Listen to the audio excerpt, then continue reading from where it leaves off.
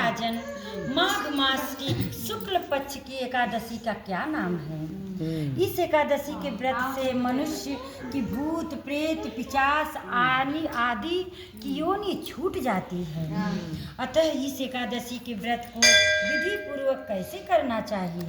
हे राजन, मैं एक पौराणिक कथा बताता हूँ कि जया एकादशी का व्रत किस तरह से किसने किया है और उन्हें सब प्रकार से मुक्ति मिली। इस समय इंद्र स्वर्गलोक में राज्य करता था एक समय, और वह अमृत पान कर नंदन वन में अप्सराओं के साथ आनंद पूर्वक क्रीड़ा करता था। एक समय इंद्र अपनी इच्छा अनुसार अप्सराओं के साथ रमण करते हुए उन्हें नाचने लगा और नचाने लगा। उस जगह गंधर्व गान कर रहे थे। वहाँ गंधर्वों में प्रसिद्ध पुष्पदान और मलिन थे। पुष्पदान की लड़की पुष्पावती भी थी। वह मालिन का लड़का माल्यवान थे आदि थे। उस समय गंधर्व कन्या पुष्पवती माल कर लिया। हे राजर्षि, पुष्पवती अत्यंत सुंदर थी और पुष्पवती की ऐसी सुंदरता को देखकर माल्यवान भी उसके ऊपर मोहित हो गया। अतः ये दोनों कामदेव के वश में आ गए, परंतु फिर भी इंद्र के बुलाने पर नाच गाने के लिए जाना पड़ा था और अप्सराओं के साथ अपना गान शुरू किया।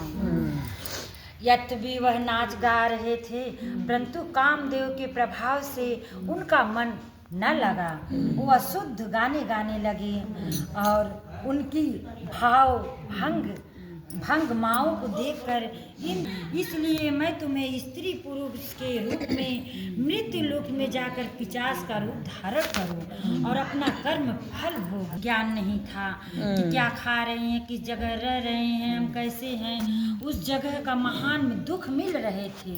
दिन रात उन्हें एक क्षण भी निद्रा नहीं आती थी। दोनों को उस स्थान पर अत्यंत सर्दी थी। एक दिन पिशाच ने अपनी स्त्री से कहा, न मालूम हमने पिछले जन्म में कौन से पाप किए जिससे हमें इतनी दुखी और दुखदायी यह पिशाच योनि प्राप्त हुई है। पिशाच योनि के नरक से दुख सहना उत्तम है। इसी अनेक विचारों के करते हुए अपने दिन व्यतीत करने लगे। देव योग से एक दिन माघ के शुक्ल पक्ष की जया नाम की एकादशी आई। उस दिन इन दोनों ने कुछ भी भोजन नहीं किया था और न कोई पाप कर्म किया। उस दिन केवल फल फूल खाकर दिन व्यतीत किया था और महान दुख के साथ पीपल के वृक्ष के नीचे बैठ गए। इतने दुखी थे कि उन्हें रात दिन का पता ही नहीं चला। उस समय सूर्य नारायण अस्ताचल हो जा रहे थे, यानी अपने स्थान को जा रहे थे। वह रात्रि इन दोनों ने ठंड के मारे एक दूसरे से सटकर बड़ी कठिनता से पूरी रात काटी। दूसरे दिन प्रातःकाल होते ही भगवान के प्रभाव से इनकी देह छूट गई और अत्यंत सुंदर अप्सरा और गंधर्व की देह धारण करके तथा सुंदर वस्त्रों और आभूषणों से अलंकृत होकर स्वर्ग लोक को चले गए।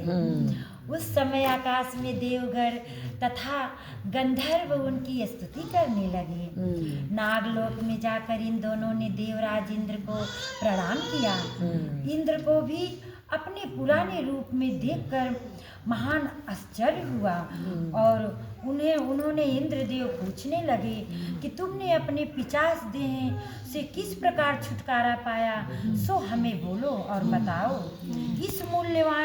दोनों मूल्यवान बोले, हे देवेंद्र, भगवान विष्णु के प्रभाव से और जया एकादशी के व्रत से पूर्व से हमारी पिशाच योनि छूटी है। इंद्र बोले, हे माल्यवान, एकादशी का व्रत करने से विष्णु भगवान के प्रभाव से तुम लोग पिशाच की देह छोड़कर पवित्र हो गए। आप दोनों धन्य हैं और आप दोनों पुष्पावती के साथ जाकर विहार करो। हे युधिष्ठिर, इस जया एकादशी के व्रत करने से समस्त कुयोनि नष्ट हो जाती है। जिस मनुष्य ने इस एकादशी का व्रत किया है उसे मानो सब तप यज्ञ दान किए हैं। जो मनुष्य भक्ति पूर्वक जया एकादशी का व्रत करते हैं वे सहस्त्र वर्ष तक ही स्वर्ग में वास करते हैं। बोलो विष्णु भगवान की जय। बोलो एकादशी मैया